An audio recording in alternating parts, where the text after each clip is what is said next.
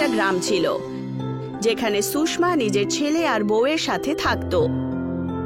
সুষমা বাড়ি থেকে বাচ্চাদেরকে টিউশন পড়ানোর কাজ করত। সুষমার বাচ্চাদেরকে পড়ানো খুব ভালো লাগতো। বাচ্চারা, তাহলে বলো, পড়াশোনা কেমন চলছে তোমাদের? ভালো চলছে ম্যাডাম। আমার পায়ে আজকাল খুব ব্যথা করে। আমি বুঝতে পারি সোনা, কিন্তু পড়াশোনা করাটাও তো খুবই প্রয়োজনীয়। তাই প্রতিদিন পরিশ্রম কেন না করতে হয়। স্কুল প্রতিদিন যাওয়া উচিত, বোঝা গেল তো? হ্যাঁ ম্যাডাম। ট্রেনেরও সুবিধে ছিল না আর বাসেরও নয়। রাস্তার অবস্থাও খুবই খারাপ ছিল। লোকেরা গরুর গাড়ির ব্যবহার করে এক জায়গা থেকে অন্য জায়গায় যাওয়া আসা করত। সুষমার ছেলে রাহুল হালুয়াইয়ের কাছে কাজ করত। একদিন রাহুল ক্লান্ত হয়ে বাড়ি ফেরে আর নিজের বউকে বলতে শুরু করে, প্রতিদিন সেই একই জিনিস। প্রতিদিন সকালবেলা ওঠো আর হেঁটে হেঁটে গিয়ে নিজের কাজে যাও, তারপর কাজ শেষ হওয়ার পরে আবার এতদূর পর্যন্ত হেঁটে হেঁটে এসো। আর আমি পারছি না এসব। এই গ্রামে কিছু বেঁচেই নেই গো, না রেলগাড়ির সুবিধা নাই রিক্সার। তার থেকে তো ভালো আমরা দুজন আমার মায়ের বাড়ি যাই, ওখানে সমস্ত সুবিধে রয়েছে। তা তুমি ঠিকই বলেছো, কিন্তু মা আসলে এই গ্রামটাকে খুব ভালোবাসে, তাই কখনোই মা যাবে না। মা না আসলে আমরা নিজেরাই চলে যাব। কতদিন পর্যন্ত ওনার কারণে আমরা এই গ্রামেই থাকবো বলো? ঠিক আছে, মায়ের সাথে কথা বলে দেখি। যদি উনি না যেতে চায় তাহলে আমরা দুজনেই এই গ্রাম ছেড়ে চলে যাব। এমনিতেই বাবার পেনশন পাওয়া তো বন্ধ হয়ে গেছে, তাই না? এখানে থাকার কোনো দরকারই নেই। রাহুল আর মনীষা দুজনই মায়ের সাথে কথা বলতে যায়। মা, আমরা দুজন কথা বলতে চাই আপনার সাথে একটু। বলো বাবু, কি কথা বলতে চাও? আসলে আমি আর মনীষা এটাই ভেবেছি যে আমাদের সবাই মিলে ওর বায়ের বাড়ি চলে যাওয়া উচিত। ওখানে ট্রেন, রিক্সা আর বাস সবকিছুই তো রয়েছে, আর আমরা ওখানে বেশ ভালো করে থাকতে পারবো। বাবু, কি বলতে চাইছো পরিষ্কার করে বলো। আমরা চাই যে তুমিও আমাদের সঙ্গে করে চলো। বাবু, আমি তোমাকে আগেও বলেছি, আমি এই গ্রাম ছেড়ে কোথাও যাব না। এখানকার বাচ্চাদেরকে শিক্ষা দেওয়া আমার কর্তব্য। আর তোমার বাবা আর আমি এখানেই পুরো জীবন কাটিয়েছি। কিন্তু মা, এখানে আমরা পুরো জীবন কাটাতে চাই না। এই বাড়িও ভালো না আর গ্রামও না। প্রত্যেক দিন রাহুল ক্লান্ত হয়ে বাড়ি ফেরে। আমি ওনাকে এইভাবে আর দেখতে পারছি না। আমাকে ক্ষমা করো, কিন্তু আমি এই বাড়ি ছেড়ে কোথাও যাব না। ঠিক আছে মা, তুমি তাহলে এখানেই থাকো, কিন্তু আমি আর মনীষা এই গাড়ি ছেড়ে চলে যাচ্ছি। রাহুল নিজের মাকে ছেড়ে মনীষাকে নিয়ে তার মায়ের বাড়িতে থাকতে চলে যায়। সুষমা উদাস হয়ে নিজের বাড়ির বাইরে বড় একটা গাছের তলায় বসে পড়ে আর কাঁদতে শুরু করে। তুমি আমাকে ছেড়ে কেন চলে গেলে? আমি পুরোপুরি ভাবে আজ একা হয়ে গেলাম গো। আগে তুমি আমাকে ছেড়ে চলে গেলে, আর আজ আমাদের ছেলে রাহুল। এই গ্রামে যদি রেলগাড়ির সুবিধে হতো তাহলে হয়তো রাহুল আর তার বউ আজ আমাকে একা ছেড়ে যেত না।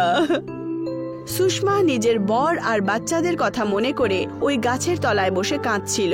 তক্ষুনি আকাশের জাদুগর্ণী নিজের ঝাড়ুতে উঠতে উঠতে গাছের ওপর দিয়ে যাচ্ছিল। বাহ, আজ তো আকাশ খুবই পরিষ্কার। এইরকম আকাশে ওড়ার মজাই একটু আলাদা। তক্ষুনি জাদুকর্ণী সুষমার কান্নার আওয়াজ শুনতে পায়। আরে, এত ভালো মরশুমে এই কান্নার আওয়াজ কোথা থেকে আসছে? জাদুকর্ণী সুষমাকে কাঁদতে দেখে তার কাছে চলে আসে। কি হলো মা, আপনি কাঁদছেন কেন?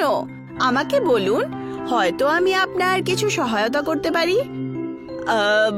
আপনি কে? আমি একটা ভালো জাদুকর্ণী, জাদুইপুর থেকে। আপনি বলুন না মা, আপনি কাঁদছেন কেন? গ্রামে ভালো সুবিধে না হওয়ার কারণে আজ আমার ছেলে রাহুল নিজের বউয়ের মায়ের বাড়িতে থাকতে চলে গেছে। যদি এই গ্রামে রেল গাড়ির সুবিধে হতো তাহলে হয়তো আজ আমাকে আমার ছেলে ছেড়ে যেতই না, আর গ্রামের বাচ্চারাও স্কুলে টাইমে পৌঁছতো, তাদের এত কষ্টই হতো না। এই নিন, এই বাক্সে জাদুইপুরের মাটি দিয়ে তৈরি একটা মাটি রয়েছে। একে শহরে ক্লেও বলা হয়। এটা কোনো সাধারণ ক্লে নয়। এটা দিয়ে আপনি যাই বানাবেন সেটাই নিজে নিজে তার আকার নিয়ে ঠিক সেরকমই কাজ করবে, যেরকম আসল বস্তু কাজ করে।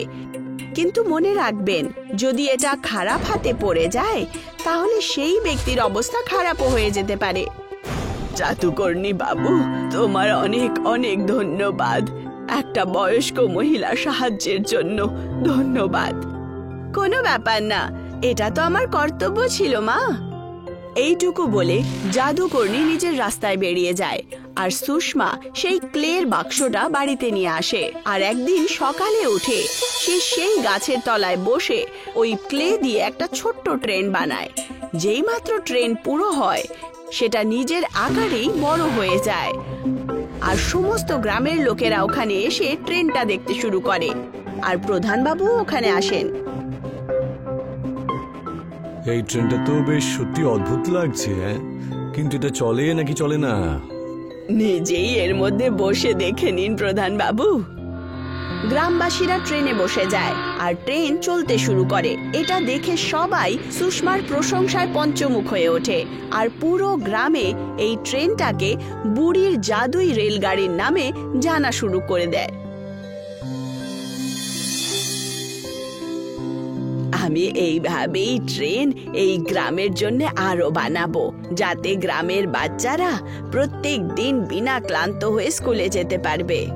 সুষমা এইভাবেই অনেকগুলো ট্রেন বানিয়ে দেয়, আর গ্রামে এই ট্রেনগুলো পুরোপুরি ভাবে লোকেদের জন্য বিনা শুল্কে থাকে। এই জাদুই ট্রেনের কারণে গ্রামের প্রগতি হতে শুরু করে দেয়, আর এই কথাটা মনীষার মায়ের বাড়ি পর্যন্ত পৌঁছায়। আরে শুনছো, আমি শুনেছি যে হিম্মতপুর গ্রামে মা একটা জাদুই রেলগাড়ি বানিয়েছে, যার কারণে গ্রাম খুব তাড়াতাড়ি প্রগতি করছে। আরে শুনেছি তো আমিও গিন্নি, আর এটাও শুনেছি যে সমস্ত রেলগাড়ির সুবিধা নাকি মা একেবারে ফ্রি করে দিয়েছে। মা চাইলে অনেক টাকা রোজগার করতে পারতো, কিন্তু তা সত্ত্বেও উনি এই রেলগাড়ি বিনা শুল্কে রেখেছেন। মনে হচ্ছে আমাদের গ্রামে যাওয়ার সময় হয়ে গেছে। রাহুল আর মনীষা বাসে বসে নিজের গ্রামে ফেরত চলে যায়। রাহুল তার মার সাথে দেখা করে বলে, কেমন আছো মা? আমি ঠিক আছি বাবু, তুই আর মনীষা কেমন আছিস? আমরাও ঠিক আছি মা। আমরা শুনলাম যে আপনি এই গ্রামে জাদুই রেলগাড়ি শুরু করেছেন, আর সেটাও বিনামূল্যে। হ্যাঁ বাবু, এই রেলগাড়ি বিনামূল্যের, সেই জন্যই আজকাল বাচ্চারা স্কুলে যেতে পারছে, আর গ্রামের প্রগতিও খুব তাড়াতাড়ি হচ্ছে। এই গ্রামের ঠেকা নিয়ে তো আমরা বসে নেই, তাই না? তুমি একদম চিন্তা করো না, এবার তো আমি এসে গেছি, এবার সবকিছু আমিই সামলাবো। পরের দিনই রাহুল সকালে তাড়াতাড়ি উঠে রেলগাড়ির কাছে যায় আর সবাইকে বলতে শুরু করে, আজ থেকে এই রেলগাড়ি যারা যারা ব্যবহার করেছো তাদের সবাইকে পয়সা কিন্তু দিতেই হবে। যে টিকিট কিনবে না সে ট্রেনে যাত্রা করতে পারবে না। সেই সময় গ্রামের প্রধান ওখানে পৌঁছায়। রাহুল, এই গ্রামের অবস্থা তুমি তো জানোই, সেই কারণেই তোমার মা এই ট্রেনের সুবিধাটাকে ফ্রিতে রেখেছিল। হ্যাঁ সে তো আমি জানি, কিন্তু এখন আমি এসে গেছি। যদি এই রেলগাড়িতে কেউ বসতে চায় টিকিট তাহলে তাকে নিতেই হবে। আর দ্বিতীয় কথা হলো এটা প্রধান মশাই, এই গ্রামের ঠেকা নিয়ে বসে নেই আমরা যে ফ্রিতে রেলগাড়ির সেবা সবাইকে দেব। সমস্ত গ্রামের লোকেরা টিকিট কিনে ট্রেনে সফর শুরু করে। আর একদিন মনীষা রাহুলকে বলে ওঠে, এখন তো আমরা খুব টাকা পয়সা রোজগার করছি, কিন্তু আমাদের ঘর এখনো ছোট, আর আমি জানি যে মা এই জাদুই রেলগাড়ি কিভাবে বানিয়েছে। ওনার রুমে একটা বাক্স রাখা আছে যার মধ্যে ক্লে আছে, আর ওই ক্লেটা জাদুই। এই ক্লে দিয়ে তুমি যাই বানাবে সেই জিনিসটা আসল হয়ে যাবে। যদি তাই হয় তাহলে ওই ক্লে দিয়ে আমরা একটা বাংলো তৈরি করে নেব, আর ওই বাংলোতে থাকবো। হ্যাঁ, সেটাই তো আমিও ভাবছি। আর যেভাবে মা ঘুমিয়ে পড়বে সেই মাত্র ওই বাক্স থেকে একটু ক্লে নিয়ে চলে আসব। যেই মাত্র রাত হয় তক্ষুনি মনীষা সুষমার রুমে গিয়ে সেই বাক্স থেকে একটু ক্লে নিয়ে নেয়। আর সকালবেলা রাহুল আর মনীষা একটা খোলা মাঠে যায়। আর ওখানে রাহুল ক্লে দিয়ে একটা মহল বানায়, কিন্তু দরজা বানানো ভুলে যায়। আর সেই মাত্র ক্লের বাংলো আসল বাংলোতে পরিবর্তিত হয় আর দুজনই ওখানে বন্দি হয়ে যায়। আরে এই মহলটা কত ভালো আর বড়! কিন্তু মনীষা, এই বাংলো থেকে বেরোবো কি করে আমরা? কারণ কোনো দরজা দেখতে পাচ্ছি না তো আমি, আর দরজা তৈরি করতে ভুলে গেছিলাম আমি। কি? যদি এরকম ব্যাপার, তাহলে আমরা বাইরে কি করে বেরোবো? বাইরে যাওয়ার রাস্তা খুঁজে না পেয়ে দুজনেরই মন খারাপ হয়ে ওঠে। আর মনীষা বলে ওঠে, এই সব কিছু আমাদের সাথে এই জন্য হচ্ছে কারণ আমরা লোভে অন্ধ হয়ে গেছিলাম। তুমি ঠিকই বলেছো গিন্নি, গ্রামবাসীদের সাথে আমি যা করেছি তারই শাস্তি আমি এখন পাচ্ছি। সেই সময় সুষমা বাংলোর বাইরে আসে। ক্লে বার করে সে একটা দরজা বানিয়ে বাংলোতে লাগিয়ে দেয় আর ভেতরে চলে যায়। আর যখন রাহুল আর মনীষা সুষমাকে দেখে তখন তাদের চোখ দিয়ে জল বেরিয়ে আসে। আমায় ক্ষমা করে দাও মা, আমি লোভে পড়ে অন্ধ হয়ে গিয়েছিলাম। হ্যাঁ মাগো, আমাদের ক্ষমা করে দাও। আমরা যা করলাম আজ আমরা তারই শাস্তি পেয়েছি।